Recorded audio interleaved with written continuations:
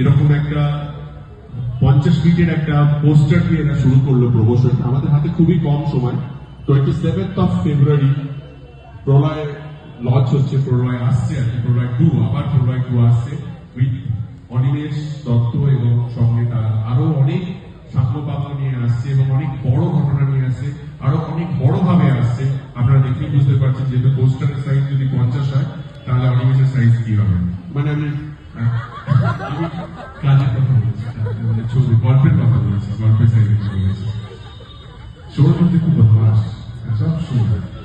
তো বেসিক্যালি এরকম প্রলয় অবভিয়াসলি আবার প্রলয় যখন আমরা 2022 সালে এসেছিল তখন একটা রেকর্ড করেছিল অল ওভার ইন্ডিয়াতে, শুধু বেঙ্গলে নয় আর কি।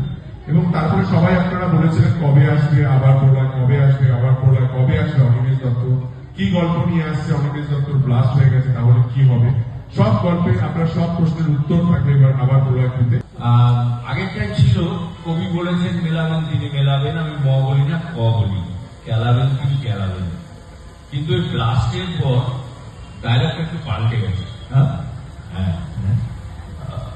এখানে দেখা যাবে যে অনিমেষ দত্ত প্রথমে যখন আসছে তখন একটাই ডায়লগ বলছে, কবি বলেছেন মেলাবেন তিনি মেলাবেন, আমি ম বলি না গ বলি, গেলাবেন তিনি গেলাবেন। কারণ অনিমেষ দত্ত রান্না করছে, অনিমেষ দত্তকে বহু বারণ করে দিয়েছে পুলিশ ডিপার্টমেন্টে জয়েন করবে না, খুব রিস্কি। কিন্তু কি ঘটনা দিয়ে সে আবার ফিরে আসছে এবং তারপর কি ঘটাচ্ছে সেটাই গল্প।